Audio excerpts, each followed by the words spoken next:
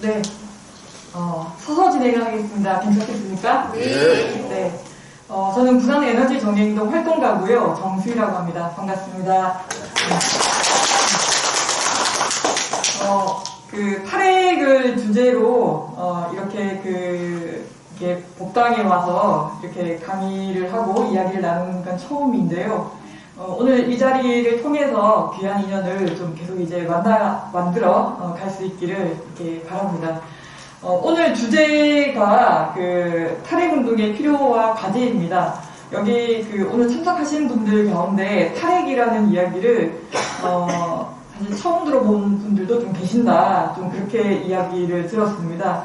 그래서 좀 나름 이제 쉽게 준비를 한다고 준비를 했는데 이게 네 어떨지 좀 잘 모르겠습니다. 제가 강의를 어렵게 하기로 사실은 이제 매번 좀 지적을 좀 받고 있는 터라서 좀 잘 할지는 모르겠지만 그래도 좀 이야기를 좀 잘 전달을 해보도록 하겠습니다.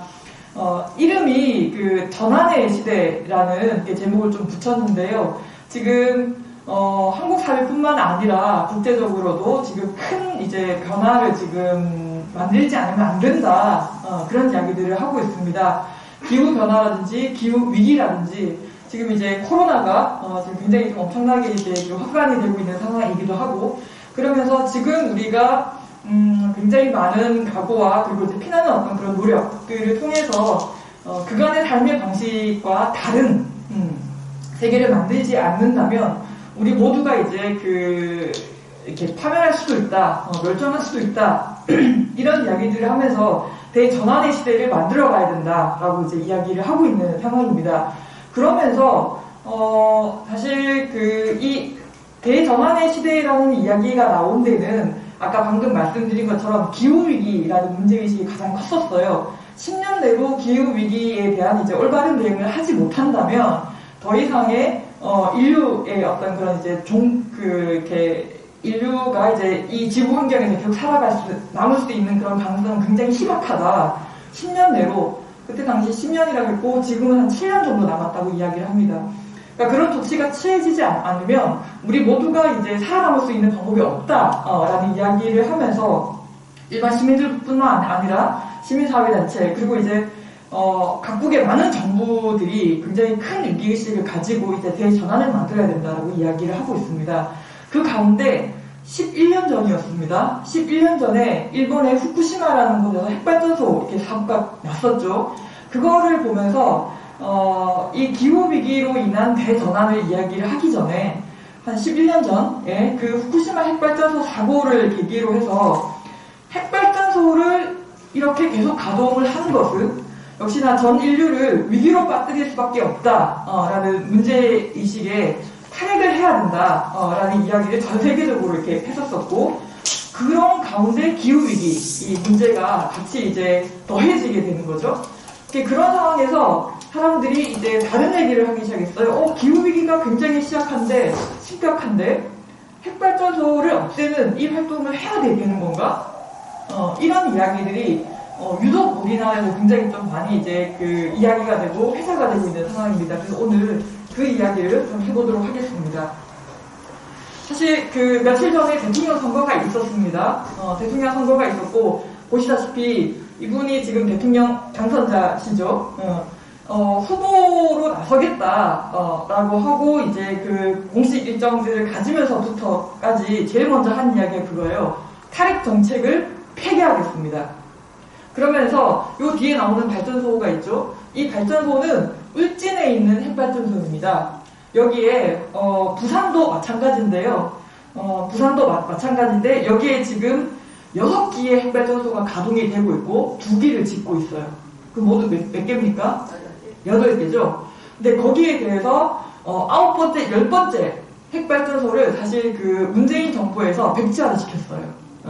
왜냐면 더 이상 우리 한국 사회에 핵발전소를 더 만들어서는 안 되겠다. 이제 이런 이야기들을 하면서 이제 백지화를 시켰는데 이분이 대통령 후보로 이렇게 나서면서 공식 일정을 가지면서 제일 먼저 방문한 곳이 울진 핵발전소에 가서 문재인 대통령이 백지화한 공식 명칭인데요. 신한울 3, 4호기 이것을 내가 다시 건설 재개하겠습니다. 라는 이야기를 하면서 이렇게 대통령 후보로서 이제 공식 일정을 이렇게 가지게 됩니다.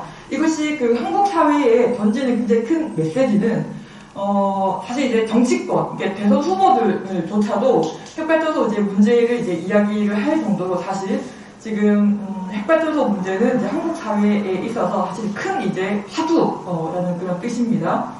자, 그러면서 또 최근에 하나의 사건이 더 있었습니다. 다들 아실 거라고 생각을 하는데, 러시아가 우크라이나를 지금 이제 공격을 하고 있는 상황인데, 최근에 그 상황에서 지금 중요하게 또 이슈가 되고 있는 것은 뭐냐면, 러시아가 핵발전소로 지금 공격을 하고 있다는 거예요. 실제 이제 러시아 정부는 이 핵발전소를 공격하려고 한 것이 아니다. 지금 이 우크라이나의 이 핵발전소가 사실 핵발전소 한꺼번에 굉장히 많은 전기를 만들어내는 시설이거든요. 그러다 보니 핵발전소 시설을 하나를 이렇게 접수를 하게 되면 그 일대의 광역 도시 정도는 사실 이제 다 정전을 일으킬 수가 있는 거예요. 그래서 러시아 정부 같은 경우는 이렇게 우크라이나에 있는 이 핵발전소를 우리가 접수함으로 해가지고 이렇게 우크라이나 국가에 어쨌든 이제 큰 혼란을 주고자 하는 어떤 그런 목적으로 사실 이 핵발전소로 이제 접수를 하려고 이렇게 들어간 건데, 주민들의 입장에서, 시민들의 입장에서 굉장히 큰 위협이 되는 어떤 그런 상황들인 거잖아요. 이게 지금 유럽에서는 굉장히 좀 크게 이제 문제가 되고 있습니다. 유럽에서 뭐라고 얘기를 하냐면요. 유럽에서 제일 큰 핵발전소가 지금 러시아의 공격으로 굉장히 큰 위기 상황에 놓여 있다. 유럽이 또다시 한번 방사능으로부터 이제 위험에 처할 상황에 있다. 이렇게 이야기를 해요. 유럽에서 제일 큰. 자, 이 우크라이나에서 지금 공격을 받고 있는, 러시아의 공격을 받고 있는 핵발전소는 모두 6개입니다. 한 지역에 6개가 몰려있다라는 이야기예요. 그런데 이게 유럽에서 제일 큰, 이렇게 돼요. 자, 부산의 핵발전소가 모두 몇 개 있을까요? 아시는 분 계세요? 기장에 핵발전소가 있죠? 몇 개 있어요? 8개. 오, 알고 계시는 분 계시네요. 부산에는 지금 8개의 핵발전소가 있고, 그리고 건설 중인 핵발전소가 2개가 더 있습니다. 그게 완성이 되면 지금 10개가 이렇게 되는 거예요. 아까도 울진에 모두 몇 개 있다고 했어요? 8개가 있다고 했죠? 지금 한국의 핵발전소는 기본 지금 6개예요. 기본 6개고, 그리고 지금 이 핵발전소가 가동이 되고 있는 지역들은 지금 8개, 10개가 이렇게 지금 되는 상황인데, 유럽에서는 6개 가지고 유럽에서 제일 큰 핵발전소 이렇게 얘기를 하면서 지금 공격을 받고 있는 이런 상황이 지금 벌어지고 있습니다. 자, 그럼 또 하나의 사건이 더 있습니다.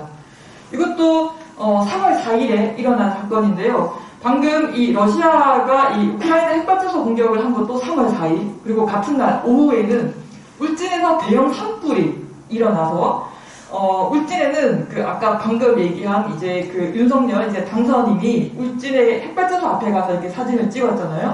그 핵발전소가 있는 인근에 산불이 나서 핵발전소로까지 이제 불이 번지는 거예요.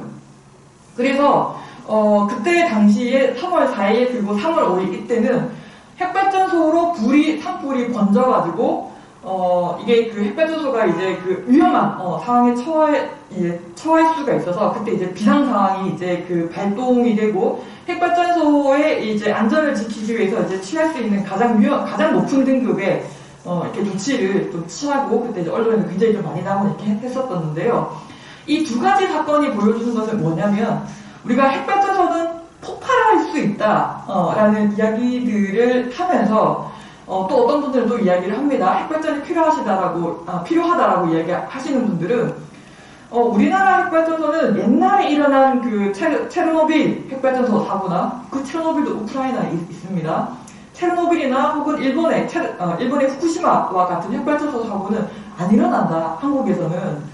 그리고는 그런 이제 사고들은 이제 향후 없을 것이다 라고 이야기를 했는데 정말 기상천외한 이유로 핵발전소의 안전이 굉장히 위험한 상황에 처해질 수 있다는 게 최근에 이렇게 전쟁과 그리고 이제 산불을 통해서 이렇게 확인이 또 되는 이제 그런 일들이 있었습니다. 자, 이렇게 하면서 지금 이제 핵발전소에 대한 이야기를 한번 시작을 해볼 건데요. 우리나라의 핵발전소는 언제 도입이 되었냐면 그 얘기 좀 잠깐 한번 해보도록 하겠습니다. 1945년에 히로시마와 나가사키에 핵 무기를 떨어뜨렸죠. 그때 미국이 그렇게 이제 핵무기를 떨어뜨리고, 그리고 이제 일본은 이제 항복 선언을 이제 하게 됐는데, 그때 전 세계가 핵무기의 위력, 핵무기의 위력이라는 것들을 실제 이제 확인을 하게 되죠. 그리고 그 다음에는 어떤 일이 벌어졌겠습니까? 모든 나라들이 이 핵무기를 가지기 위해서 굉장히 많은 애를 썼겠죠. 노력을 했겠죠. 그러면서 도입이 된 게 여기에 나와 있는, 맨 첫 줄에 나와 있는 아이젠하워 대통령이 뭐라고 이야기를 했냐면, 평화를 위한 핵이라는 선언을 했어요. 아토믹 포피스라고. 이게 무슨 얘기냐면, 핵무기 가지려고 하지 마라. 사실 핵무기 가지는 것 자체가 굉장히 위험한 일이기도 하고, 그리고 이제 국제 이제 정서상 핵무기를 가진다는 것은 그 나라가 굉장히 큰 힘을 가진다는 뜻이에요. 그러다 보니 이 많은 나라들이 핵무기를 가지고 싶어 했고, 근데 이 핵무기를 가지고 싶어 하는 욕구를 사실은 미국이 이렇게 평화를 위한 핵이라는 선언을 하게 되면서, 우리가 핵발전소를 지을 수 있는 기술을 줄게. 그러니까 핵무기 가지려고 하지 마. 그래서 핵발전소를 지으면은, 우리나라가 이제 대표적인 케이스인데요. 핵발전소를 지을 때 미국과 협약을 맺어요. 한미 원자력 동맹, 이라고 해가지고, 이 협약을 통해서 핵발전소가 가동이 되는 동안 계속 이제 미국으로 보고를 해야 되고, 핵폐기물이 얼마 만들어졌습니다. 지금 핵발전소 어떻게 가동을 하고 있습니다. 이제 이런 류의 보고나 각 감시를 항상 이제 받도록 이제 이렇게 되어 있는데, 요거를 이제 이런 그때 당시에 평화를 위한 핵, 무기를 생산하고 전쟁을 위한 핵이 아니라 평화를 위한 핵, 이게 바로 핵발전소예요. 핵발전소 기술을 줄 테니까 니네들이 핵무기 가지지 말고, 그리고 핵발전소를 가동하는 동안 우리의 감시를 받아라. 이런 방식을 통해서 그때 당시에 50년대 이렇게 해서 전 세계적으로 이제 핵발전소가 이렇게 쭉 이제 보급이 되게 됩니다. 그때 우리나라도 핵발전소를 도입을 하게 되는데, 1950년대에 이 핵발전소를 이제 건설하지 않겠냐라는 어떤 그런 이제 제안을 받았을 때, 우리나라 정부라든가 혹은 이제 당시 이제 국회의원들의 반응은 그거였어요. 우리는 핵 기술이 없어요. 기술이 없어서 핵발전소 건설 못해요. 혹은 운영을 못해요. 짓는다고 하더라도. 그러니까 그럼에도 불구하고 핵발전소 도입이 계속 이제 추진이 되었습니다. 원하는 사람들이 있으니까요. 자, 그러면서 1960년대에는 결국 우리나라가 핵발전소 건설을 이제 결정을 하게 되는데, 그때 당시에 고민은 그거였어요. 우린 돈이 없어요. 핵발전소는 그때 당시 가장 싸게 이제 공급이 되던 이제 수력 발전소가 이제 그때 가장 이제 싼 이제 전기 공급 방식이었는데, 그보다 한 10배 정도는 비쌌어요. 그렇게 이렇게 비싼 전기를 우리가 써도 됩니까? 우린 돈도 없는데. 이렇게 하면서 사실은 이게 굉장히 망설였지만 향후 미래를 보고 도입을 합시다라고 하면서 우리나라에 빚을 내가지고 핵발전소를 지었습니다. 이때 옆에 있는 이 그림이 우리나라 최초의 핵발전소 고리 1호기, 부산 기장에 지어진 이 고리 1호기 이제 기공식인데요. 뭐라고 적혀져 있습니까? 빚을 내어서 핵발전소를 지었다라고 하고 있습니다. 그때 당시에 이때 빚을 낸 게 1970년인데요. 우리나라에서 해외에서 이제 다른 국가들에서 돈을 빌리잖아요. 해외 차관이라고 얘기를 하는데, 그때 당시에 단일 차가지고 제일 큰 금액의 돈을 빌려가지고 핵발전소를 지었어요. 자, 이렇게 해서 우리나라에 핵발전소가 도입이 되어서 그 다음 해에 글씨가 작아도 굉장히 안 보일 것 같은데요. 1978년에 고리 1호기 우리나라 첫 번째 핵발전소가 가동이 되게 됩니다. 그렇게 해서 우리나라에 이제 핵발전이 좀 시작이 되게 되는데요. 여기서 기억할 거는 두 가지예요. 핵발전이 처음 도입이 될 때 어떤 얘기를 들었냐면, 첫 번째, 기술이 없습니다. 그래서 핵발전 안 돼요. 라는 거고요. 두 번째는 너무 비쌉니다. 돈이 없습니다. 그렇게 해서 핵발전은 안 됩니다. 이 두 가지 평가를 받았던 거예요.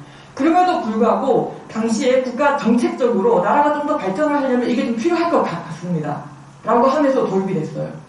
이거는 사실 지금 신재생 에너지가 비판받고 있는 것 혹은 공격받고 있는 거랑 굉장히 많이 비슷해요. 신재생 우리 기술 없습니다. 그 기술 충분하지 않습니다. 그리고 신재생 에너지, 그거 도입하면 사실 너무 비쌉니다. 자, 근데 우리 지금 뭘 해야 돼요? 다른 세계를 만들어야 되는 그런 상황이 이제 놓여 있는 거죠. 그때 당시에 경제 발전을 해야 됩니다. 그렇기 때문에 지금 기술이 없고 돈이 없더라도 핵발전을 해야 됩니다. 라고 하면서 결정을 해서 나간 것처럼 사실 지금도 전환의 시대에 우리가 기술이 조금 부족할 수 있고 기술이 부족할 수 있고 돈이 없더라도 우리 모두의 미래를 위해서 생존을 위해서 이것을 신재생을 해야 됩니다. 라는 이제 그런 이제 똑같은 상황이 지금 놓여 있게 된다는 거죠. 자, 어쨌든 그렇게 해서 우리나라의 핵발전이 이제 도입이 되었습니다. 사실 핵 무기를 사람들이 처음 이제 그 히로시마와 나가사키에서 핵무기의 위력을 이제 확인을 했었을 때 사람들이 핵무기는 굉장히 위험한 거구나. 이거를 통해서는 모두가 다 절멸할 수 있겠구나. 라는 생각을 가지긴 했었는데 평화를 위한 핵발전소로 이제 이게 모양이 바뀌면서 사람들이 이게 위험한 건가? 안 위험한 건가? 괜찮은 건가? 뭔가 전기를 만들어내고 불도 밝혀주고 사람들의 삶의 질도 좋아진 것 같은데 괜찮은 거지 않을까? 핵발전소는 문제가 된다라는 생각을 사람들이 하지 못했어요. 자, 그러다가 어떤 사건이 이제 어떤 사건이 이제 발생하게 되냐면, 네. 어떤 사건이 발생을 하게 되냐면, 1979년, 우리나라에서 고리 1호기가 처음 가동이 된 게 1978년이에요. 우리나라에서 이제 핵발전소가 처음 가동이 된 건 1978년인데, 그 이듬해 미국의 스리마리라는 곳에서 핵발전소 폭발하는 사고가 발생을 해요.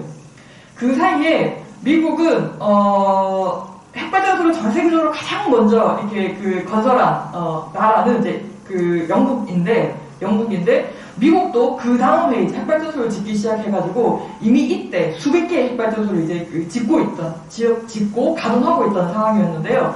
1979년도 미국의 스리마리에 있는 핵발전소에서 폭발하는 사고가 발생을 해요.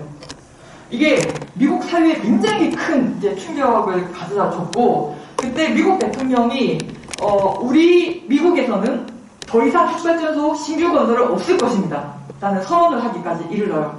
물론 이제 이런 얘기를 하는 데는 미국 시민들의 굉장히 큰 저항과 문제의식과 요구들이 있었기 때문에 대통령이 이제 그런 선언을 하게 된 건데, 그렇게 해서 그때 당시에 건설이 취소가 되거나 혹은 계획 중이던 이제 핵발전소 사업이 무산이 된 게 한 100여 기가 넘어요.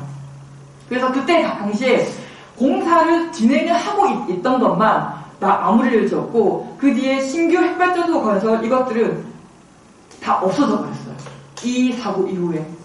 그러다가 오바마 정부에 들어서 최근의 일인 거죠. 비교적 오바마 정부에 들어서 핵발전소 신규 건설을 처음으로 허가를 했어요. 거의 20년 만에. 그렇게 해서 지금 미국에는 그 사이에 그래서 2개의 핵발전소가 완성이 됐어요. 그러니까 그만큼 이 스리마리 핵발전소 사고는 미국 사회에 굉장히 큰 충격을 가져다 줬다는 거죠. 자, 근데 그 이후에 또 10년이 채 지나지 않아서 체르노빌이라는 곳에서 아까 우리 제일 그림으로 봤던 우크라이나, 지금은 우크라이나예요. 당시에는 소련이었고, 소련에서 1986년도에 핵발전소가 이제 터지는, 폭발하는 이제 사고가 발생을 하는데, 이 스리마리 사고와는 다르게 이 체르노빌 핵발전소에서 사고는 방사능 구름이 유럽 전역을 돌고 심지어 그 아시아 지역으로 우리나라에까지 방사능이 떨어졌었어요. 그러다 보니 전 세계 시민들이 깜짝 놀라고 이 사건을 통해서 독일, 이탈리아, 스위스 이런 나라들이 그때 당시 핵발전을 굉장히 열심히 하고 있던 이제 그런 나라들인데 이런 나라들이 탈핵을 선언하게 됩니다. 그때 1980년대 말씀을 드리는 거예요. 이게 스리마리 사고는 앞에 발생했던 스리마리 사고 같은 경우는 미국 안에서 영향을 미쳤던 그 이제 사고였다 이렇게 보면 되는데 체르노빌 사고 같은 이 사고를 통해서는 전 세계가 이 사실들을 알게 되고 전 세계 이제 많은 국가들에서 핵발전을 하면 안 되겠다라는 어떤 그런 이제 생각에 이제 이르게 됐다라는 거죠. 자, 그러면서 우리나라에서 비슷한 시기에 자, 우리나라 아까 고리 1호기 처음 언제 가동이 됐다고 얘기했습니까? 78년이죠. 78년이고 그리고 86년에 체르노빌에서 사고가 나면서 전 세계적으로 이 그 체르노빌의 참상이 더 보도가 되었어요. 아마 그때는 냉전 시대였기 때문에 이 그 미국과 경쟁을 하는 소련에서 이런 말도 안 되는 사고가 일어났다 라는 것들을 좀 전 세계적으로 알리고 홍보할 필요가 있었던 것 같아요. 그러면서 이 체르노빌에서 일어난 사고, 그리고 그 이후에 아이들에게 일어난 어떤 그 건강적인 문제, 주민들에게 이제 발생한 건강상의 문제, 이런 것들을 언론에서 굉장히 많이 다뤄졌었어요. 전 세계 언론에서. 그 우리나라도 마찬가지였고요. 그러다 보니까 우리도 이제 78년부터 핵발전소가 가동이 되기 시작을 했고, 이미 그 86년도에는 이미 86년도쯤에는 부산의 고리, 그리고 경주, 그리고 울진, 영광, 이렇게 4군데 지역에서 핵발전소가 가동을 하고 있던 상황이었어요. 가동이 되고 한 88년 정도 되면 한 10년 정도 이렇게 좀 지난 거죠. 이제 고리 같은 경우에는 한 10년 정도 지나면서 핵발전소가 있을 때하고 없을 때를 비교를 했을 때 지역에 계속 이상한 일이 생기기 시작하는 거예요. 그래서 이거 뭐지? 왜 이런 일이 생기는 거지? 그런 생각을 하고 있을 때쯤에 체르노빌에서 이제 그 핵발전소 사고가 나고, 그게 전 세계 언론에서 이제 보도가 되면서 방사능으로 인한 영향이 이런 것들이 있을 수 있습니다. 방사능의 영향으로 이런 일들이 발생합니다. 라고 언론에 나가면서 그때 주민들이 생각한 거예요. 그럼 우리 지역에 생긴 이 이상한 일도 핵발전소 때문에 아닌가? 자, 그때 어떤 류의 사건들이 있었냐면요. 대표적으로 핵발전소에서 그 88년 고리, 부산의 고리입니다. 핵발전소에서 근무한 지 1년밖에 되지 않은 노동자가 급성 백혈병으로 이제 사망을 하게 됩니다. 그리고 역시나 박윤동이라는 이분도 발전소에서 일한 지 얼마 안 됐는데 급성으로 사망을 하게 되고요. 그리고 영광 같은 경우에는 특히나 더 심했는데 영광에는 문해아가 태어났어요. 발전소에서 이제 그 남편은 일을 하고 있고, 아내는 발전소 인근에서 그 해녀로 이제 일을 하고 있었는데, 아이를 두 명을 낳았는데 2번 다 문해아가 태어난 거예요. 그 문해아로 태어나서 이제 그 당연히 죽었겠죠. 그리고 또 역시나 영광에서 노동자가 또 이제 그 발전소에 일한 지 얼마 안 돼서 또 이렇게 그 죽어버리는 이제 이 사건들이 발생하고, 주민들이 이게 그때 당시에 이제 그 신문에 나고 이제 했던 어떤 그런 기사들인데요. 주민들이 지역에 너무 이상한, 이거는 사람들만 이렇게 다룬 거고요. 이게 핵발전소 주변에 사는 사람들도 어부고, 농부고, 이제 이러다 보니까 가축들이라던가, 혹은 이제 바다에서 이제 잡은 이제 그 어패류, 라던가, 혹은 뭐 수산물, 이런 것들이 예전과는 너무 다른 거예요.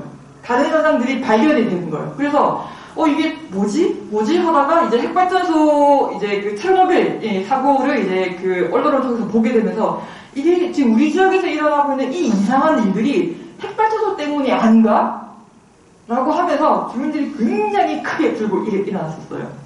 그리고 그때 당시에 정부가 어떤 조치를 취했냐면요. 주민들이 이 발전소 4개 지역 주민들이 우리 지역에서 벌어지고 있는 이 이상한 일들에 대해서 정부가 확실하게 규명을 하고 책임을 져야 된다. 라는 이야기를 굉장히 엄청나게 크게 세게 이렇게 했고, 그때 정부가 유례 없이 그 국민 담화문을 발표를 해가지고 그때 뭘 약속을 했냐면, 핵발전소 지역 주민들의 건강을 우리가 계속 역학조사를 하겠습니다.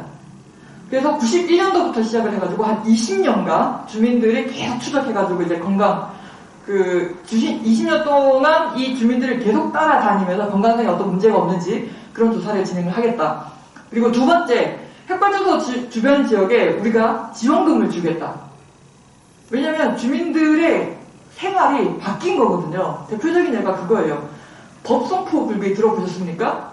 영광에는 굴비가 유명해요. 근데 체르노빌 사고 이후에 사람들이 이제 영광굴비를 잘 이제 꺼리기 시작하는 거예요. 그랬더니 이름을 바꿔서 이제 법성포 굴비를 이렇게 팔 정도로 사실은 이 핵발전소 지역에 이제 큰 이제 경제적인 영향을 미치는 거예요.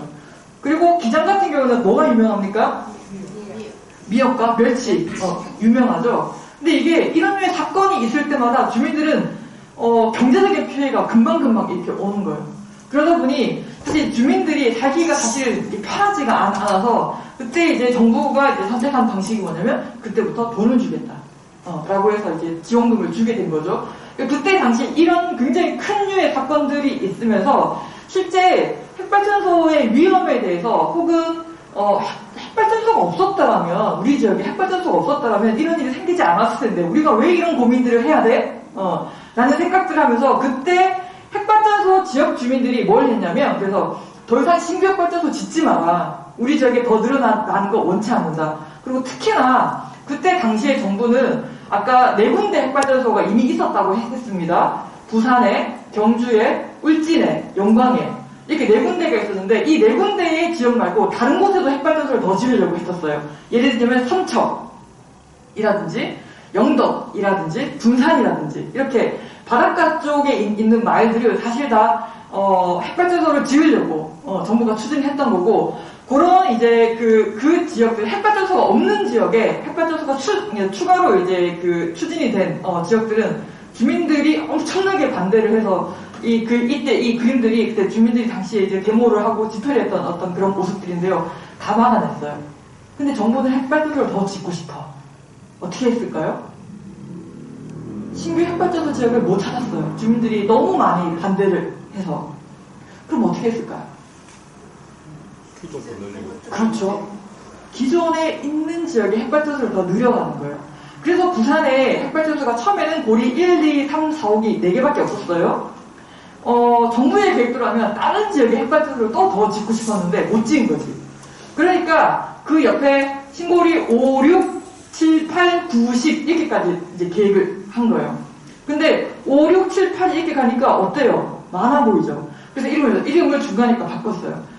고리 1, 2, 3, 4 그리고 신고리 1, 2, 3, 4, 5, 6 이렇게 해서 지금 부산에 10개의 핵발전소가 지금 건설 중이거나 운영이 되고 있거나 지금 이런 상황인 거거든요. 그래서 이렇게 사실 근데 주민들이 그냥 가만히 있지는 않았어요. 기존의 핵발전소 지역이 있더라도 신규로 핵발전소를 더 지어지는 지역들 예를 들면 부산에도 그때 신고리 1, 2호기가 새로 추진이 되었고 영광에도 영광 5, 6호기 이렇게 추진이 되었고 주민들이 그때 엄청나게 이것을 이제 더 이제 막아내는 어떤 그런 싸움들을 좀 당시 했었었고 특히나 영광 같은 경우에는 주민들이 막 이렇게 발전소 정문을 트랙터나 경운기나 이런 걸 막 밀고 들어가가지고 핵발전소 안을 막 점령을 하고 막 이럴 정도로 그러니까 주민들이 굉장히 격렬하게 싸웠었고 그건 기장도 마찬가지예요. 그러니까 그런 상황에서 영광 같은 경우에는 그때 정부가 뭘 약속을 했었었냐면 영광 5, 6호기를 지으면서는 더 추가로는 더 발전소 짓지 않겠다 이 지역에. 그리고 20년 뒤에는 이 지역에 있는 핵 폐기물을 다 들고 나가겠다. 이렇게 약속을 이렇게 했을 정도로 그때 당시에 주민들이 핵발전소를 추가 건설을 하고 신규로 건설하는 것에 대해서 굉장히 큰 문제들이 있었습니다. 또 뿐만 아니라 핵발전소를 가동하게 되면 반드시 남게 되는 게 뭐죠? 핵 폐기물이잖아요. 이 핵 폐기물을 지금 그렇게 이야기를 하고 있습니다. 최소한 20만 년을 보관을 해야 된다라고 이야기를 하고 있어요. 그냥 보관하는 것도 아니고요. 굉장히 독성이나 독성이 이제 높기 때문에 생활권으로부터 완전히 격리를 해서 20만 년 동안 보관을 해야 되는 거예요. 20만 년? 상상이나 다 가십니까? 자, 그러면 20만 년 동안을 보관을 할 곳을 우리는 핵폐기장이라고 이야기를 해요. 고리 1호기가 가동이 되고 약 한 10년 정도 지나고 나서부터 정부가 핵폐기장을 찾기 시작을 해요. 근데 정부도 그때 당시에 이제 방식은 뭐냐면 예를 들면 안면도라는 곳에 핵폐기장 짓겠습니다. 공식적으로 이야기를 한 것도 아니고요. 그게 다 이렇게 부지 조사해보고 어떻게 해보고 거의 다 확정이 되는 상태에서 발표를 하는 거예요. 그러다 보니까 정말 자다가 날벼락 맞은 것처럼 이 핵폐기장 후보가 된 지역들은 자다가 날벼락 맞은 것처럼 우리 동네가 핵폐기장이 되는구나 이런 사실을 알게 된 거죠. 이게 다 80년대 중반부터 이제 일어난 일인데 그때 주민들이 이 핵폐기장도 절대로 안 된다라고 해서 사실은 핵폐기장도 그렇고 핵발전소도 그렇고 핵발전소나 핵폐기장이 없는 지역에 이렇게 뭔가 신규로 핵시설이 들어서는 것은 사실은 이 체르노빌 사고 이후에 한국 사회는 한 번도 진행되지 못했습니다. 그러면 어디에 새로운 신규 시설이 들어서느냐? 핵발전소가 기존에 있던 지역. 그리고 나중에 또 다시 또 이야기를 하게 되겠지만요. 그래서 이 핵폐기장 같은 경우는 결국 건설을 지금 못해서 작년에 작년에 어떤 계획이 만들어졌냐면요. 요거 다 국무회의에 다 통과했습니다. 우리나라 그 정부 정책 계획으로 만들어졌는데요. 핵발전소가 있는 지역에 핵폐기장을 넣어놓자. 라고 하는 것이 작년에 계획을 만들어졌고, 그리고 그 법안이 지금 통과된 상황에 지금 놓여 있습니다. 그렇게 사실 핵발전소가 없는 지역에 신규로 뭔가 그 핵시설을 들어서는 것은 항상 불가능해요. 80년대 체르노빌 사고 이후로 계속 실패를 해온 거죠. 자, 그런 상황에서 부산은 10개의 핵발전소도 모자라서 핵폐기장도 지금 들여놓도록 강요받고 있는 이제 그런 상황에까지 지금 이르렀습니다. 자, 근데 어쨌든 요때 당시에 핵발전소의 근처에 살았더니 뭔가 이상한 일이 벌어지고 있어. 체르노빌도 보니까 이거는 핵발전소 때문인 것 같고, 우리 지역에 벌어지는 이 이상한 일들이 핵발전소 때문인 것 같고, 이 핵발전소 핵폐기장이 있으면 안 되겠는데? 이런 운동이 사실은 그러니까 주민들을 중심으로 해서 이렇게 일어났어요. 그래서 지금 보면 지금 엄청나게 지금 많은 주민들이 모여있는 사진들이 있죠. 예를 들자면, 이 사진을 한번 보여드릴게요. 예. 안 내려가는, 네. 자, 이게 그때 당시에, 이건 핵폐기장을 했던 이렇게 싸움의 모습들인데요. 주민들이 기본 모여서 싸움을 하게 되면, 5,000명, 6,000명, 몇만 명이 모여서 이렇게 그 지역의 핵발전소와 핵폐기장을 막아내는 싸움들을 했고, 그리고 그때 당시에는 기본적으로, 지금 죽창 들고 나와 있습니다. 화염병도 나오고요. 그리고 이제 정부도, 이제 경찰들을 동원해서 사실 이제 반대하는 주민들을 무력으로 이렇게 진압을 하고, 사실은 핵폐기장을 막아서는 싸움, 핵발전소를 막아서는 싸움, 이것들은 정말 환경운동 내에서는 굉장히 스리링 운동이다, 라고 할 정도로 굉장히 과격하고, 여기는 기본적으로 폭력이, 기본적으로 좀 있어야 되고요. 이런 류의 싸움들을 사실은, 우리나라가 거의 한 2000년대 초반까지 진행을 했었어요. 자, 이렇게 사실은 한국에서 핵발전소고도 뭔가가 좀 문제가 있지 않아? 라고 이제 생각을 가지게 된 것은 제일 처음에 피해를 입던 주민들이 피해를 인식을 하게 되고, 그러면서 핵발전소도 안 돼, 핵폐기장도 안 돼, 라는 싸움을 하면서 주민들을 중심으로 해서 반핵운동이 먼저 일어났고, 그리고 그 운동에 결합을 하게 되면서 환경운동이 성장을 하게 됐어요. 그렇게 해서 이 주민들을 중심으로 해서 주민들 중심의 반핵운동이 시작이 되게 되고, 그것을 바탕으로 해서 환경단체들도 같이 이제 성장을 하게 되는 거죠. 여러분들이 알고 있는 대표적인 환경단체가 어디예요? 알고 있는 환경단체 이름 한번 불러보시겠어요? 나 이 단체 회원이다. 그게 불교환경연대예요? 불교환경연대. 네. 한국에서 환경운동 시민단체 중에 가장 큰 단체는 환경운동연합이라는 곳입니다. 이름은 들어보셨죠? 그때, 주민들이 이렇게 핵발전소 운동을 그때 굉장히 열심히 하고 있을 때, 그때 환경운동연합이 처음 만들어졌었습니다. 그러면서 이제 이 환경운동, 시민사회에서 환경운동이라는 것이 만들어지고, 주민들과 핵폐기장 반대운동, 핵발전소 반대운동, 이런 것들이 좀 진행을 하면서, 사실 환경운동도 그것을 자양분으로 삼아서 이렇게 많이 성장하게 된 거죠. 자, 근데, 사실은, 결국은 이 핵발전소 반핵운동이라는 것은 퇴퇴할 수밖에 없었습니다. 왜냐면, 그때 체르노빌 사고를 겪으면서 전 세계의 많은 나라들은 핵발전을 그만하겠다, 이제 이런 선언들이 있었다라고 이야기를 했잖아요. 여러분, 전 세계 한 200여 개의 나라가 있습니다. 그 중에 핵발전을 하고 있는 나라들은 모두 몇 개일까요? 생각해 보신 적 있으세요? 20개 안쪽. 20개보다는 많아요. 한 40개 정도가 됩니다. 39개.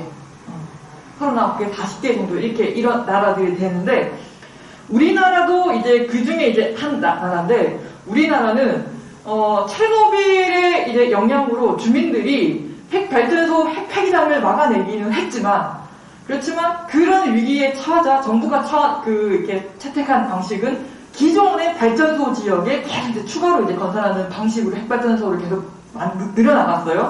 그러다 보니까 사실은 어떤 면에 있어서는 그러니까 주민들이 승리하고 환경운동이 승리를 하기는 했지만 사실은 정부의 계획을 막아내지 못했고 기존의 지역에 핵발전소가 계속 이제 늘어나는, 그렇게 해서 우리나라는 전 세계 4위가 될 정도로 핵발전소를 엄청나게 늘어났어요. 지금은 핵발전소를 엄청나게 짓고 있는 나라가 중국이에요. 중국은 핵 무기도 있는 나라입니다.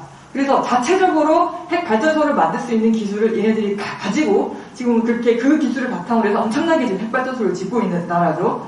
지금 중국처럼 우리나라가 1990년대 그리고 2000년대 전 세계에서 굉장히 유례 없이 핵 발전소를 엄청나게 핵발전소 짓는 개수를 치면서 전 세계 1등이었어요. 그렇게 우리나라는 핵발전소를 계속 이제 짓고 있었고 다른 나라들은 포기하고 안 하고 있었는데 우리나라는 엄청나게 짓고 있었던 거죠. 그때 2000년대가 들어서면서 어떤 일이 벌어지면 기후변화가 굉장히 중요합니다. 지금은 기후변화라고 얘기하지 않고 뭐라고 얘기하죠? 위기라고 이야기합니다. 그때는 위기의식이 별로 없었어요. 그냥 기후변화였어요. 기후변화가 굉장히 중요합니다 라고 이야기를 하면서 이 핵발전을 계속하는 사람들은 그래서 원자력은 친환경 에너지입니다. 지금도 그 핵발전소를 운영하고 있는 회사 이름이 한국수력원자력, 줄여서 한수원이에요. 그 회사 밑에 보면 붙어 있어요. 친환경 에너지 이렇게. 그때 당시에 기후 변화에 대응을 위해서 탄소를 적게 만들어내는, 이산화탄소를 아예 안 만들어내는 거 아니에요. 적게 만들어내는 원자력이 친환경 에너지입니다. 그래서 그 원자력을 가지고 우리가 전 세계를 한번 제패해 봅시다 라고 하면서 나왔던 말이 원자력 르네상스 라는 거였어요. 르네상스는 부활 이런 뜻이에요. 그래서 전 세계가 체르노빌 사고 이후로 핵발전소 안 짓고 있는데 열심히 짓고 있는 우리나라가 전 세계 시장을 제패를 해서 원자력의 부흥시대를 한번 만들어 봅시다. 그때 당시에 기후 변화라는 것이 굉장히 사회적으로 우리나라뿐만 아니라 국제적으로 굉장히 큰 문제가 되고 있을 때 핵발전 부흥시대를 만듭시다 라고 하면서 우리나라는 핵발전소를 엄청나게 지어냈던 거죠. 그 상황에서 사실은 반핵운동은 점점점 쇠퇴를 하기 시작합니다. 왜냐면 사람들의 머릿속에 까먹거든요. 한 10년 지나면, 15년 지나면, 20년 지나면 사람들이 체르노빌에서 일어났던 그 사고들을 잊어요. 왜 그래요? 시간이 지나면 기술이 발달해요. 그럼 왠지 좀 지금은 이런 사고 안 일어날 것 같은데? 괜찮을 것 같은데? 그리고 핵발전을 하는 정말 무슨 대학 교수 이런 분들, 전문가들이 나와가지고 핵발전소에서 사고가 날 확률은 100만 분의 1입니다. 체르노빌에서 일어난 사고는 그 나라가 비민주적인 공산주의 국가여서 사고가 난 거예요. 우리나라처럼 민주적인 국가는 뭐예요? 시민들이 감시하고 참여하고 그리고 정보도 공개하고 이런 나라들에서는 절대 사고가 일어나지 않습니다. 시민들은 그렇게 생각해요. 시간이 되면 까먹어요. 잊어버려요. 그러면서 환경운동도 핵발전보다는 좀 이제 신재생 에너지로 이제 활동들을 옮겨가죠. 그러면서 반핵운동의 쇠퇴가 일어나고 심지어 2008년 이 정도 때에는 정말 모든 학교, 정부, 시민사회단체 너나 할 거 없이 다 기후변화 대응을 위해서 그 태양광 답시다 이런 운동들을 하면서 사실 반핵운동을 하는 사람이 전국에 정말 10손가락 안에 꼽힐 정도로 반핵운동이 사실은 굉장히 암흑기에 이제 들어가는 상황까지 벌어진 거죠. 약간 86년부터 2008년까지가 거의 한 20년 만에 사람들의 머릿속에 타액이 필요해? 왜 필요해? 이런 생각들이 거의 다 사라져버리는 그런 위기를 발생했었습니다. 그리고 2011년 후쿠시마에서 핵발전소 사고가 다시 폭발하는 사고가 발생했습니다. 사실은 그 전까지는 체르노빌에서 일어난 사고는 그 사고가 서유지 국가였기 때문에 일어난 사고였어. 폐쇄된 국가였기 때문에 일어난 사고였어. 근데 정말 그 일본 같은 경우에는 지진도 많이 일어나는 나라고 해일도 많고 쓰나미도 있고, 그러니까 이 자연 환경이 핵발전소를 운영하기에는 굉장히 좋지 않은 조건임에도 불구하고 엄청나게 일본은 핵발전소 54개였어요 당시. 지금 우리나라는 지금 24개를 지금 운영 중에 있습니다. 또 폐쇄된 것도 있지만 지금 가동 중인 거는 24개예요. 근데 일본은 54개니까 그렇게 그 주변 자연 환경도 좋지 않은데 핵발전소 엄청나게 짓고 이제 그 운영을 하고 있어서 우리나라는 일본 거를 굉장히 많이 배우고 따라하고, 제가 그랬잖아요. 90년대에 주민들이 굉장히 크게 반발을 하니까 핵발전소에서 돈을 주기 시작했다고 했잖아요. 주변 지역 주민들한테. 그것도 일본 따라한 거예요. 핵발전소를 운영하는 기술이라든지 혹은 주민들을 다루는 방식이라든지 그리고 핵발전소를 추진하는 방식이라든지 이런 것들을 굉장히 그 일본에서 많이 배워와서 그렇게 하고 있었는데, 그렇게 우리한테 형님과 같은 나라에서 핵발전소 폭발하는 사고가 벌어진 거죠. 그러면서 사실은 그 후쿠시마 이전에 체르노빌 핵발전소 사고가 나고 후쿠시마 사고가 나기 전까지는 사실 주민들이 움직이지 않으면, 주민들이 이야기를 하지 않으면 반행운동은 없었어요. 근데 후쿠시마 사고가 발생을 하면서는 사실들은 이제는 시민들이 이야기하는 탈핵이라는 것들이 만들어지기 시작했습니다. 아시다시피 후쿠시마 사고가 나고 서울과 부산, 전국의 많은 단체들이, 시민사회 단체들이 각 지역마다 탈핵 단체들을 만들었어요. 부산 같은 경우에도 부산에 지금 74개 단체들이 탈핵 부산 시민연대라고 해가지고 부산을 핵없는 안전한 도시로 만듭시다 라는 목표를 가지고 지금 11년째 같이 연대 활동을 지금 하고 있습니다. 그러면서 한국 사회에서는 처음으로 고리 기록이 폐쇄를 합시다라는 운동이 전국적으로 이제 전국적으로 이제 일어나게 되었고요. 자, 이거는 기본적으로 그거예요. 후쿠시마 핵 사고가 나고, 고리 기록이 우리나라에서 가장 오래된 핵발전소고, 심지어 자기 수명을 넘겨서 수명 연장을 해서 가동을 하고 있었어요. 그러니까 그렇기 때문에 이거 너무 위험하다. 부산이 체르노빌처럼, 부산이 후쿠시마처럼 이런 상황이 되면 안 되겠다. 사고가 날 위험이 있다. 그러니 이 발전소 폐쇄합시다. 라는 운동이 전국적으로 이제 벌어진 거죠. 자, 근데 굉장히 우리 한국 사회에 굉장히 중요한 일이 발생을 합니다. 그게 뭐냐면 밀양이라는 곳이에요. 밀양에서 초고압 송전탑을 반대하는 여기 그 할아버지 한 분 계시죠? 맨 앞쪽에 영정사진이 있죠? 76살의 할아버지가 내가 죽어야지 이 문제가 해결이 되겠다라고 하면서 분신을 하는 사건이 발생을 합니다. 이게 밀양 송전탑 문제를 전국적으로 이제 알리게 되는 그 사건인 건데, 핵발전소는 기본적으로 엄청나게 많은 전기를 만들어내는 시설입니다. 행정구역상, 그러니까 부산이 지금 아까 총 모두 몇 개? 10개라고 이야기했죠? 근데 행정구역상 부산에 있는 발전소는 6개예요. 부산하고 울산하고 딱 붙어 있잖아요. 요 경계 사이로 하나, 둘, 셋, 넷, 다섯 해서 울산 쪽으로 넘어가서 1개, 2개, 3개, 4개 그렇게 있는데, 행정구역상 부산에 있는 이 발전소가 6개인데, 핵발전소가 6개인데, 여기에서 생산이 되는 전기의 양은 부산 시민이 쓰는 전기의 2배예요. 부산에서 필요한 전기보다 1배 더 많은 전기를 만들어내요. 그만큼 핵발전소에는 엄청나게 이제 많은 전기를 만들어낸다는 이야기인데, 그러면 그렇게 부산 시민이 다 쓰고도 남는 그 전기 어떻게 해야 돼요? 다른 지역으로 보내야 되죠. 그리고 뭐가 필요하죠? 송전탑이 필요합니다.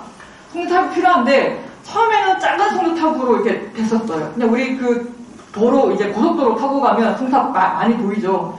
그걸로 이렇게 됐는데, 이게 핵발전소가 지으면 지을수록 처음에 고리 1, 2, 3, 4, 5기는 예를 들면 주전자 용량으로 치면 고리 1호기는 540짜리였어요. 근데 2호기, 3호기, 4호기, 지금 신고리 5, 6호기, 9번째, 10번째 핵발전소는 용량으로 치면 1400짜리예요.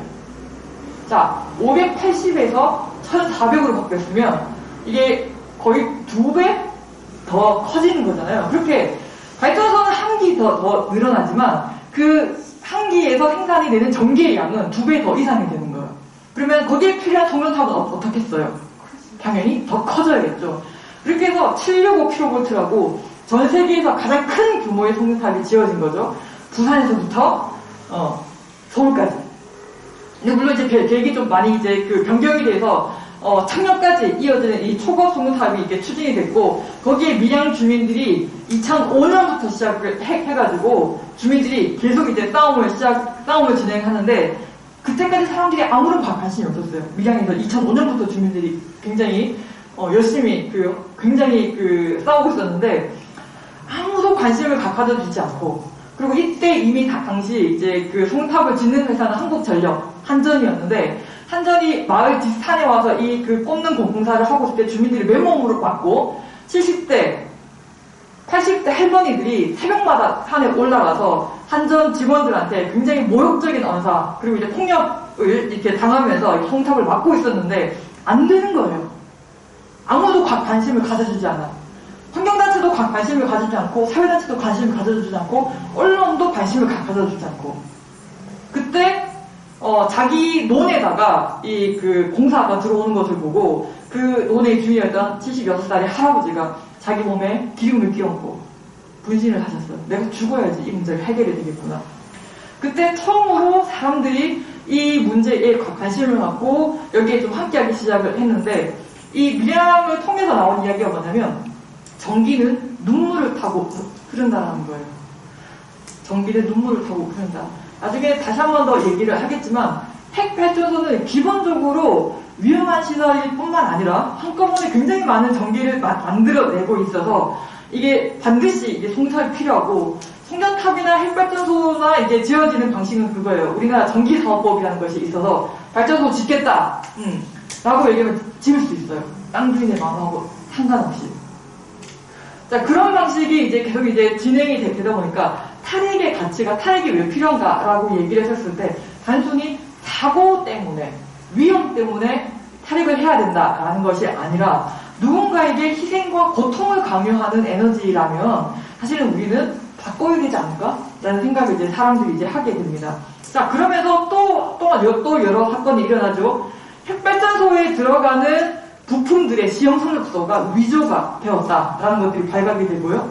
그리고 이제 A라는 그 제품을 납품을 해야 되는데 짝퉁 부품을 납품을 한다든가, 중고 부품을 납품을 한다든가, 이런 것들이 굉장히 오랫동안 만연하게 이게 되어 왔다라는 것들이 또 그때 당시에 또 이제 발견이 되게 됩니다. 그랬잖아요. 핵발전을 운영하는 사람들은 이 핵발전소가 과학자들이, 그리고 기술자들이, 전문가들이 잘 운영을 할 수 있기 때문에 우리를 믿어달라. 우리를 믿으면 우리는 안전하게 운영을 할 수 있다. 라고 했는데, 그 믿음이 다 탄산이 깨어져 버리는 그 사건들이 이제 다 드러나게 되는 거죠. 그러면서 시민들은, 이 핵발전, 탈핵을 하면 안 되겠는데? 라는 이제 생각들이 점점 더 이렇게 많이 확산이 되게 되고, 2014년에, 그래서 그때 당시 지방선거에 출마한 부산의 많은, 부산시장, 심지어 그때 당시에 서병수 부산시장이 당선됐었습니다. 이 서병수 시장조차도 고리 1호기는 폐쇄하겠습니다. 그리고 심지어 서병수 부산시장은요, 2017년에 어떤 얘기까지 하게 되냐면, 부산의 모든 핵발전소들이 수명에 다하면 핵발전을 다 멈추고, 그래서 부산은 2050년도에는 핵발전소가 하나도 없는 도시를 만들겠습니다. 클린 에너지 부산이라는 것을 선언하기까지 이르렀습니다.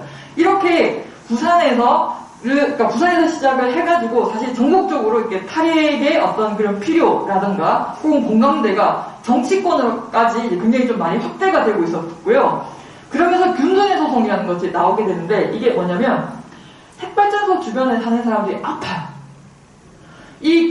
아픔 가운데 핵발전소 주변에 사는 사람들이 갑상선 암에 걸렸고, 이 갑상선 암에 걸린 이 가족이 한수원을 상대로 피해 보상 소송에서 승소하는 사건이 발생을 합니다. 이 소송이 왜 이길 수 있었냐면, 아까 그 얘기했죠.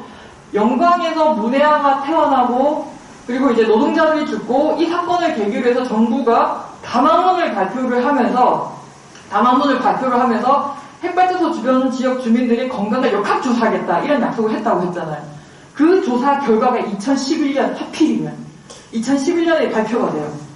그 내용에 따르면 핵발전소 인근에 살고 있는 주민들 가운데 여성의 경우에 있어서 다른 지역의 여성에 비해서 갑상선암 걸릴 확률이 2.5배가 높다. 이런 결과를 발표를 해요. 그러면서 그 내용을 가지고 이 가족이 소송을 했고 법원에서 승소를 했습니다. 물론 이제 대법원까지 가서는 결국 이제 패소를 이렇게 하게 되는데 그렇게 이 사건을 계기로 해가지고 핵발전소 주변에 살고 있는 사람들이 이제 아프다라고 말할 수 있게 되었어요. 그전에는 아까 얘기했죠. 체로비 사고가 있고 난 다음에 미역이 안 팔려, 멸치가 안 팔려, 굴비가 안 팔려. 그래서 이 사람들은 아파도 아프다라고 얘기하지 못한 거예요. 아프다라고 얘기하는 순간 동네 사람들한테 니 지금 우리 지금 어떻게 살아서 네가 그런 얘기를 동네 주민 사람들한테 혼나요. 그리고 실제 경제적으로 힘들어서 그래서 말을 하지 않는 게 이 동네에는 금기가 규칙이 되어버렸어요. 말을 할 수 있는 사람은 동네이자. 그러다 보니 이 주민들이 참고 있었고 남한테 얘기하지 못했던 것들을 이 균단의 소송을 계기로 해서 이야기를 하기 시작을 했어요. 그렇게 핵발전소는 사고는 나지 않지만 핵발전소로부터 사실은 피해를 입는 사람들이 그렇게 있었던 거예요. 이게 뭐냐면 여러분들 지금 일본이 후쿠시마 핵사고 나고 난 다음에 오염수를 바다로 배출한다는 얘기 들어보신 적 있죠? 네. 내년부터 배출할 거라고 얘기해요. 거기서 어떻게 생각해요? 굉장히 위험할 것 같죠? 우리가 그렇게 되면 아이들이 먹는 식탁에 생선이 올라오는 거 쉽지 않을 것 같죠? 자, 근데 그때 일본 정부가 뭐라고 얘기했냐면 아니 우리가 내보낼 오염수는 깨끗한 것도 그런데요? 이게 중요합니다. 한국에서 배출을 하는 오염수의 양보다 적다라고 얘기했어요. 거짓말일까요? 사실이에요. 핵발전소는 기체와 액체 상태의 방사선 물질을 바깥으로 내보내지 않으면 발전소를 가동할 수가 없어요. 그래서 항상 얘네들이 기준치 이하로 내보낸다고 얘기하고 있어요. 일본 정부도 그렇게 얘기하거든요. 한국 정부도 기준치 이하로 내보내고 있다. 맨날. 그리고 그 양을 계산을 해보면 그렇게 해서 나가는 방사선 물질의 양을 보면 당연히 우리나라가 더 많습니다. 그렇게 한국 사회는 지네들도 맨날 그렇게 내보내면서 왜 우리한테 뭐라고 하느냐, 너무 모순적이지 않느냐.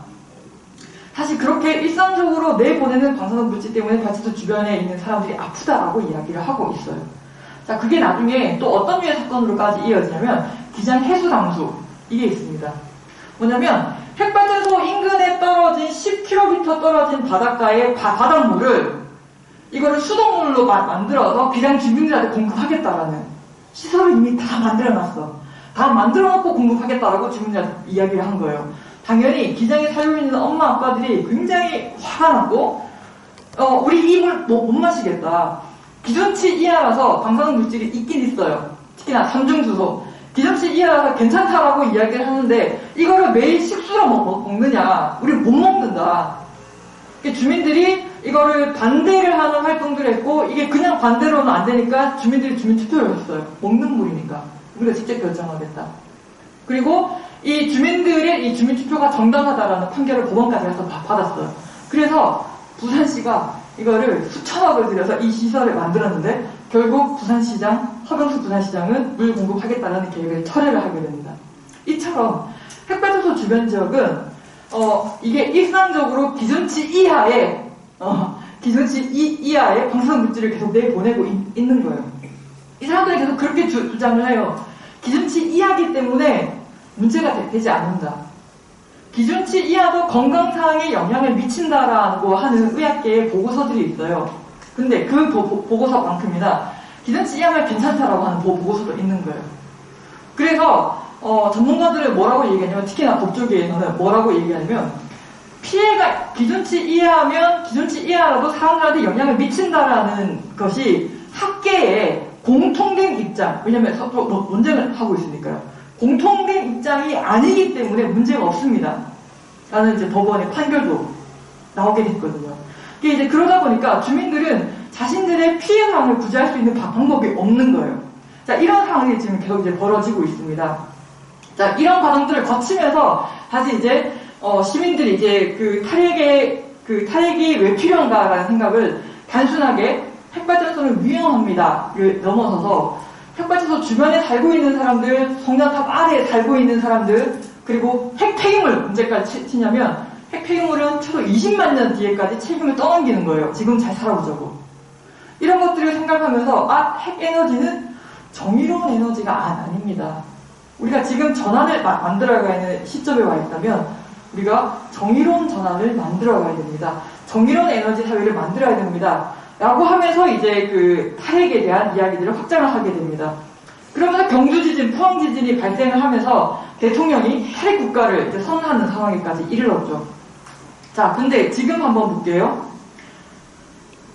그렇게 대통령이 5년 정도 진행을 하면서 사실은 그 기후위기라는 문제가 이제 굉장히 크게 이제 대두가 되게 되면서 지금 탈핵의 상황이 비상이다라는 이야기까지 지금 하고 있습니다. 왜냐하면 예전에 기후변화가 이야기가 되고 있을 때 완전 르네상스 이야기한 것처럼 지금 기후위기에 대응하기 위해서 탄소 중립에 대응하기 위해서 핵발전이 필요합니다. 문재인 정부의 탈핵 정책 잘못됐습니다. 폐기해야 됩니다. 라는 이야기가 굉장히 지금 많이 지금 퍼지고 있는 그런 상황이거든요. 자, 근데 일단은 문재인 정부의 그 탈핵을 하겠다라고 이야기를 했지만 실제 여기도 지금 나오고 있는데요. 건설 중인 핵발전소입니다. 이 건설 중인 핵발전소 울진에 지금 2기가 더 있고요. 고리에, 부산에 2기가 더 있습니다. 이게 언제 완공이 되냐면요. 2025년이 완공이 됩니다. 그리고 이 핵발전소 수명이 얼마일까요? 얼마 될 것 같아요? 이 핵발전소가 지어지면 60년 동안 가동을 합니다. 자, 그러면은 2025년에 가동을 시작해서 60년 뒤라고 생각해 볼까요? 그러면 몇 년이에요? 85년. 여기 85년까지 살아계신 분 계신가요? 없죠? 그래서 문재인 대통령이 탈핵을 선언하기는 했지만 그 2025년까지 핵발전소를 계속 지어지고 있고요. 그리고 핵발전소는 언제까지 다 가동이 되냐면 2085년까지 가동을 하게 됩니다. 그게 문재인 정부의 탈핵이에요. 근데 이 탈핵이 너무 촉박하다, 너무 빠르다라고 이야기를 하고 있어요. 85년, 지금부터 약 한 65년 뒤에 탈핵이 이루어지는 거죠. 65년 뒤에 이루어지는 탈핵. 우리가 다 죽고 나서 이루어질 탈핵이 너무 급한 건가? 우리나라는 78년도에 핵발전소가 가동이 되기 시작했습니다. 78년도. 올해 45년째입니다. 46년째인가요? 핵발전을 시작한 지 그렇게 40년밖에 되지 않았는데 핵발전을 벗어나가는데 지금 우리는 60년이 더 필요한 거예요. 근데 그게 촉박한 걸까요? 자, 이런 상황에서 문재인 대통령이 문재인 정부에서 뭐라고 얘기하냐면 신규 핵발전소는 더 짓지 않겠습니다. 짓고 있는 건 짓고 신규를 하는 것은 더 짓지 않겠습니다. 그래서 당시 삼척에 추진되고 있던 거, 영덕에 추진되고 있던 거, 그리고 신안은 3사, 울진에 추진되고 있는 거, 요거 지금 다 백지화하겠습니다라고 해서 정부 정책은 다 백지화시켰어요. 삼척하고 영덕은 주민들이 주민투표를 했어요. 93%의 주민들이 우리 지역에 핵발전소 안 냅니다. 주민들이 압도적인 그렇게 반대 의사를 주민투표로 보여줬어요. 자, 근데 지금 신안울 3사기 같은 경우는 이미 그 지역에 핵발전소가 있어. 8개.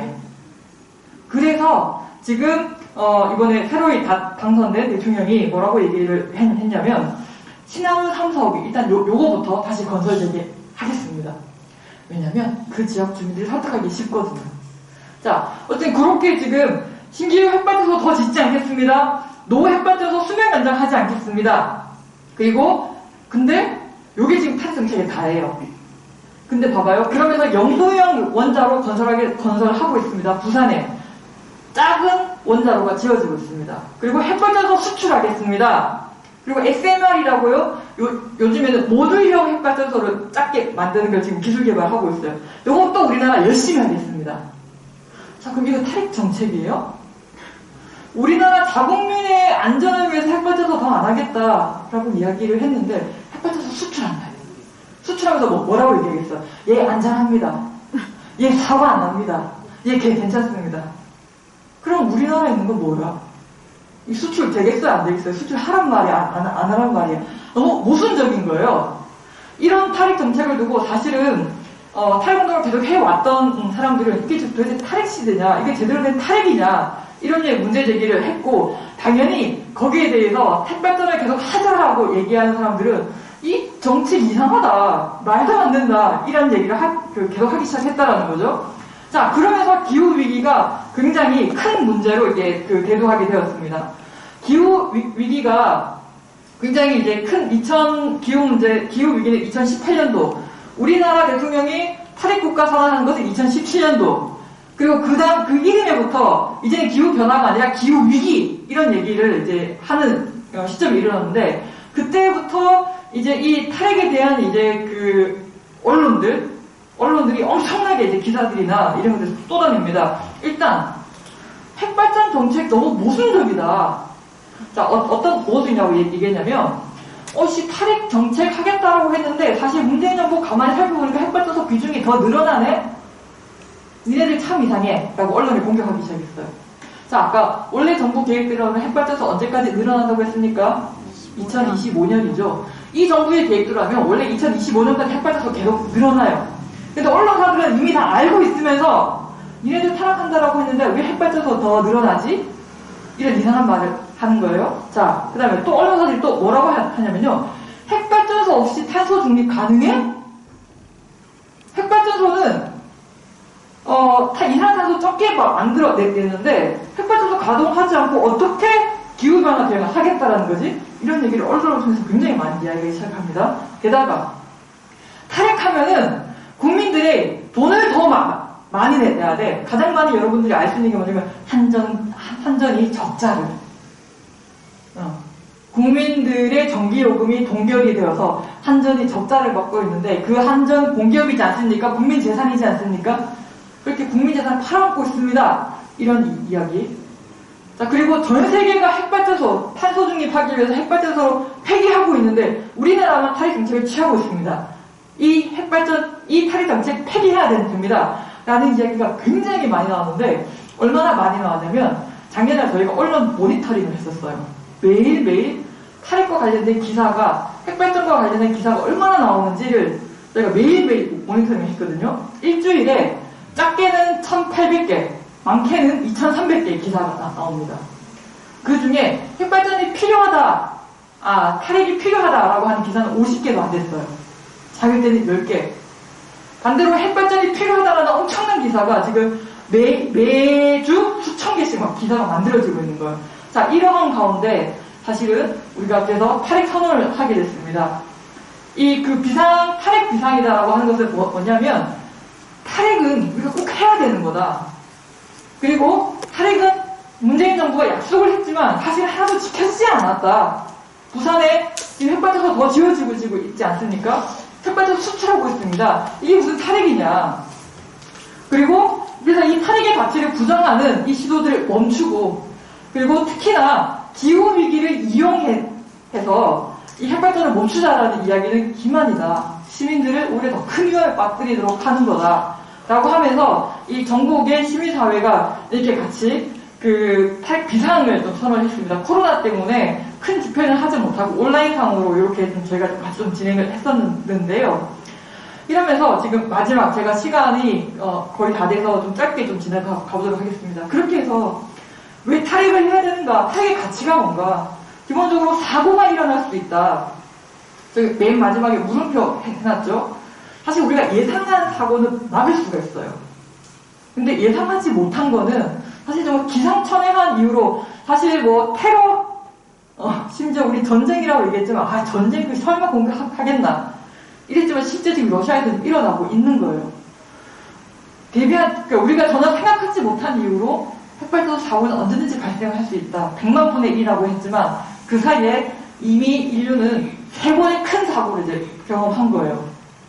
자, 그렇지만 이게 사고가 일어나지 않는다고 하더라도 사실 이 아이는 핵발전에 굉장히 불평등한, 누군가의 희생을 강요하는 그런 에너지다. 우라늄 채굴 과정에서부터 핵발전소 주변 지역 주민들이 아파하는 것, 그리고 송전탑으로 인해서 이렇게 역시나 이제 전자파라든지 자기 삶의 파괴를 당하고 있고 또 뿐만 아니라 고준위 핵폐기물 같은 경우는 최소 20만 년을 보관해야 한다. 이 에너지 너무 무책임하다. 그리고 그 과정에서는 사실 주민들의 의사라든지 시민들의 의사 이런 것들이 좀 제대로 묻지 않았다. 이건 비민주적이다 굉장히. 이런 에너지를 사실은 우린 더 이상 이렇게 피하지 말아야 된다. 라는 것이 저희가 탈핵의 이유라고 이야기를 하고 있습니다.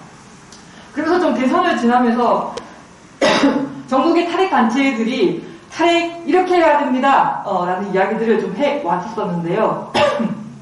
아시다시피 핵발전 강국을 만들겠다라는 후보자가 대통령이 되었습니다. 그래서 앞으로는 더더욱더 힘들어질 것 같고 탈핵의 길은 더더욱더 험난해질 것으로 예상을 하고 있습니다. 이제 탈핵운동진영이 이런 얘기를 하고 있습니다. 정말 뭐 생명의 가치, 평화의 가치, 혹은 뭐 정의로워야 된다. 이 얘기가 사람들한테 설득이 안 돼요. 이제 사람들이 더 이상 거기 공감하지 않는 거죠. 그래서 저희가 다른 전략을 좀 취하도록했습니다. 그렇게 누군가에게 희생을 강요하는 것에 사람들이 눈을 감는다면 이제 질문하는 거죠. 그렇다면 이제 너네 지역에 핵발전소 짓는 거 어때?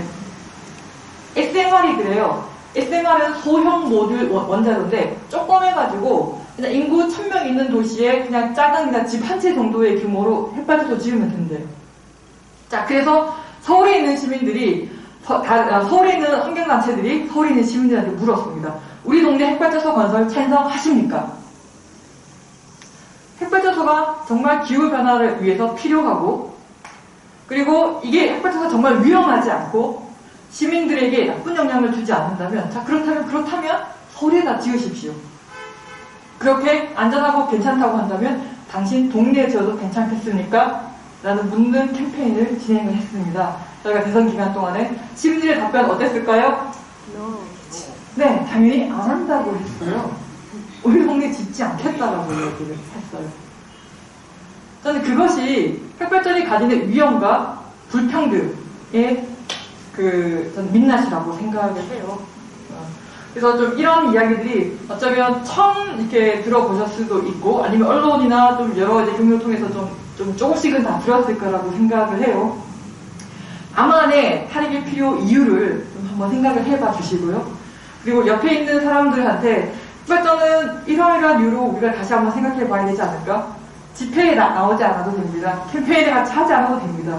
그렇지만 꼭 한번 우리가 핵발전을 왜 하면 안 되는가라는 이유를 스스로 나의 것으로 한번 이렇게 생각을 한번 해보시고 내 주변에 있는 사람들한테 한번 그 얘기를 건네주는 것만으로도 이렇게 큰 힘이 될 거라고 생각합니다. 그렇게 좀 우리가 계속 만나갈 수 있기를 좀 희망합니다. 여기까지 하겠습니다. 너무 길었죠?